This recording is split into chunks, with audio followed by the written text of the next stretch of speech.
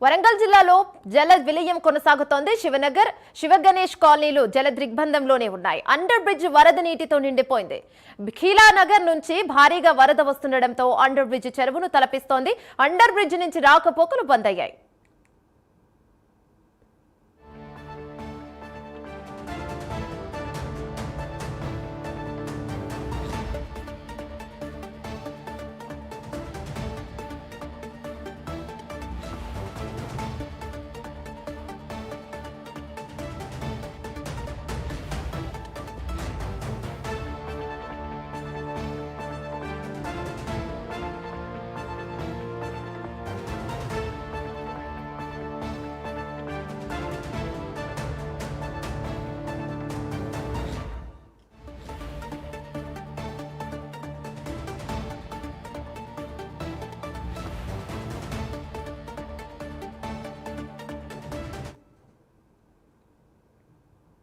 వరంగల్ జిల్లాలో జల విలయం కొనసాగుతుంది. శివనగర్, శివగణేష్ కాలనీలు జల దిగ్బంధంలోనే ఉన్నాయి. అండర్ బ్రిడ్జ్ వరద నీటితో నిండిపోయింది. ఖీలా వరంగల్ నుంచి భారీగా వరద వస్తుండటంతో అండర్ బ్రిడ్జ్ చెరువును తలపిస్తోంది. అండర్ బ్రిడ్జ్ నుంచి రాకపోకలు బంద్ అయ్యాయి. రైట్, ఇదే అంశంపై మరింత సమాచారం మా ప్రతినిధి తిరుపతి అందిస్తారు. రైట్ తిరుపతి, చెప్పండి ఏంటి అప్డేట్స్? ఇప్పుడు ప్రస్తుతం వరంగల్ ఎలా ఉంది? అధికారులు ఎలాంటి చర్యలను చేపడుతున్నారు?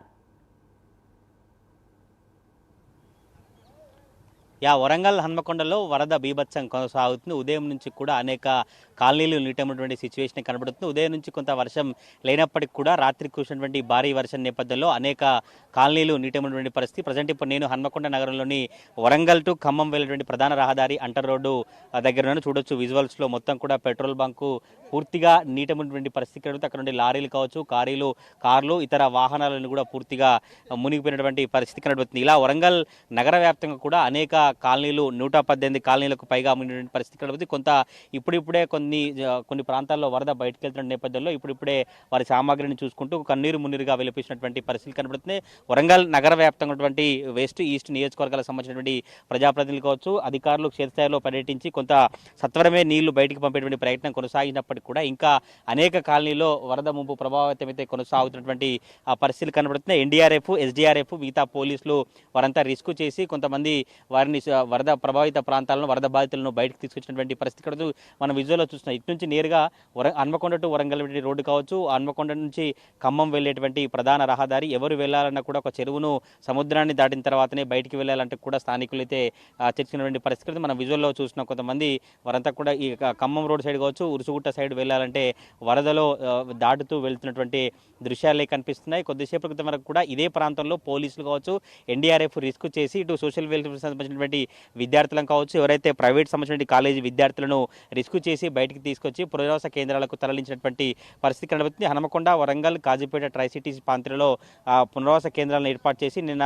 ఉదయం నుంచి రాత్రి నుంచి భారీ వర్షాలు, వరదల నేపథ్యంలో అధికారులు అక్కడికి తరలించిన తర్వాత అక్కడ పునరావాస కేంద్రాల్లో ఫుడ్ కావచ్చు, ఇతర సదుపాయాలు ఏర్పాటు చేసినటువంటి పరిస్థితి కనబడుతుంది. వరంగల్ నగర వ్యాప్తంగా ఇటు సమ్మయ్య నగర్ కావచ్చు, కేఈ టు 100 ఫీట్ రోడ్డు, వడ్డపల్లి వర్గం కావచ్చు, అండర్వే రైల్వే గేట్ ప్రాంతం కావచ్చు, అంటర్ రోడ్డు, సంతోష్ మాత కాలనీ, ఇటు భీమారం కావచ్చు, మిగతా రెవెన్యూ కాలనీ, ఎస్బీహెచ్ వెనుక బ్యాక్ సైడ్ కాలనీలు కావచ్చు, గోకుల్ నగర్, రామ్నగర్, క్రాంతినగర్ అంతా కూడా పూర్తిగా జలదిగ్బంధంలో ఉన్నటువంటి పరిస్థితులు అయితే కనబడుతుంది. మొత్తం వాహనాలకు సంబంధించి కార్లు, బైకులు మొత్తం మునిగిపోయి అసలు వాటి ఎట్లా రిపేర్ చేయాలంటూ కూడా అనేక ఖర్చు అవుతుంది. ఇంతకుముందే గతంలో వర్షాలు వచ్చినప్పుడు, వరదలు వచ్చినప్పుడు అనేక ఇబ్బందులు పడ్డాయి. ఇప్పుడు మళ్ళీ అటువంటి పరిస్థితులు తలెత్తాయంటూ కూడా హన్మకొండ, వరంగల్ వాసులు అయితే అభిప్రాయం వ్యక్తం చేసిన పరిస్థితి కనబడుతుంది. విజువల్లో చూసినటువంటి ప్రాంతం ఇదంతా కూడా ప్రైవేటు సంబంధించిన కాలేజీ పక్కన ఉన్న బంకు, పూర్తిగా బంకు లోపలికి వాటర్ వెళ్ళాయి. అంతా కూడా అర్ధరాత్రి ఒక్కసారిగా ఊహించని విధంగా వరద వచ్చిన నేపథ్యంలో అందరూ ఇక్కడ నుంచి బయటికి వెళ్ళినటువంటి పరిస్థితి కనబడుతుంది. క్షేత్రస్థాయిలో ఎన్డీఆర్ఎఫ్ కావచ్చు, మిగతా వారంతా కూడా బోట్లో ప్రయాణం చేస్తూ మిగతా వారిని బయట తీసేటువంటి ప్రయత్నం అయితే కొనసాగిస్తున్నారు. ట్రాక్టర్లు, కార్లు, బైకులు పూర్తిగా మునిగిపోయినటువంటి పరిస్థితి కనబడుతుంది. Warangal, greater Warangal municipal corporation సంబంధించిన వారంతా కూడా కంట్రోల్ రూమ్ ఏర్పాటు చేసి టోల్ ఫ్రీ నెంబర్ను కావచ్చు, ఎవరైనా అత్యవసరం కావచ్చు, ఎవరైనా వరదలో మునిగితే వారంతా కూడా ఫోన్ చేసి తప్పకుండా సహాయక చర్యల్లో నిమగ్నమయ్యేందుకు అధికారులంతా సిద్ధంగా ఉన్నామంటూ మంత్రి కొండా సురేఖ కావచ్చు, జీడబ్ల్యూఎంసీ కమిషనర్ అంతా కూడా చెప్పినటువంటి పరిస్థితి కనబడుతుంది. మనం విజువల్లో చూస్తున్నాం. ఇటు వాహనాలు, ట్రాక్టర్లు కావచ్చు, మిగతాలో పూర్తిగా మునిపోయినటువంటి పరిస్థితి కనబడుతుంది. ఎంటర్ రోడ్ నుంచి వెళ్ళేటువంటి ఈ ఫంక్షన్ హాల్ కావచ్చు, పూర్తిగా ఈ రోడ్ అంతా కూడా జల దిగ్బంధంలో చిక్కుకొని తీసుకొని హన్మకొండ టు ఖమ్మం వెళ్ళేటువంటి ప్రధాన రహదారి అంతా కూడా నీట ముని ఒక చెరువులా తలపించినటువంటి పరిస్థితి నా వెనకాల కనిపించినటువంటి ట్రాక్టర్ చూస్తేనే అర్థమవుతుంది. వరంగల్ నగర వ్యాప్తంగా ఎంత మేరకు వరద బీభత్సం కొనసాగుతుంది, మోంతా తుఫాన్ ప్రభావం ఏ విధంగా ఉన్నటువంటి స్పష్టంగా ట్రాక్టర్ కావచ్చు, ఇతర షాపులు ఇవన్నీ కూడా రెగ్యులర్గా రద్దీగా మారినటువంటి ప్రాంతాలు, ఇవన్నీ రెగ్యులర్గా హన్మకొండ టు ఖమ్మం అనేక వాహనాలు, బస్సులు, ప్రైవేట్కి సంబంధించిన వెహికల్స్ అంతా వెళ్ళి రద్దీగా ఉన్నటువంటి ప్రాంతం. కానీ ఈరోజు నిర్మానుష్యంగా కేవలం ఒక చెరువు కావచ్చు, ఒక వరద జలప్రలయాన్ని సృష్టించినటువంటి దృశ్యాలే కనిపిస్తున్నాయి. ఇంకా హన్మకొండ, వరంగల్ మాత్రం పలు కాలనీలో వరద బీభత్సం కొనసాగుతుంది. ఇప్పటికే సీఎం రేవంత్ రెడ్డి, ఇన్ఛార్జ్ మంత్రులు, ఎమ్మెల్యేలు రివ్యూ కొనసాగించి రేపు సీఎం రేవంత్ రెడ్డి వరంగల్ నగరంలో ఎక్కడెక్కడ వరద ప్రభావిత ప్రాంతాలను అక్కడ పర్యటించి ఏ మేరకు చర్యలు తీసుకున్నారు, ఇంకా ఏ మేరకు చర్యలు తీసుకోవాల్సినటువంటి అవసరం ఉందంటే కూడా ఇప్పటికే స్థానిక మంత్రులు, ఎమ్మెల్యేలతో సీఎం రేవంత్ రెడ్డి రివ్యూ కొనసాగించినటువంటి పరిస్థితి కనిపిస్తుంది. వరంగల్ నగరంలో మాత్రం సహాయక చర్యలు అయితే కొనసాగుతా ఉన్నాయి. Right, thank you.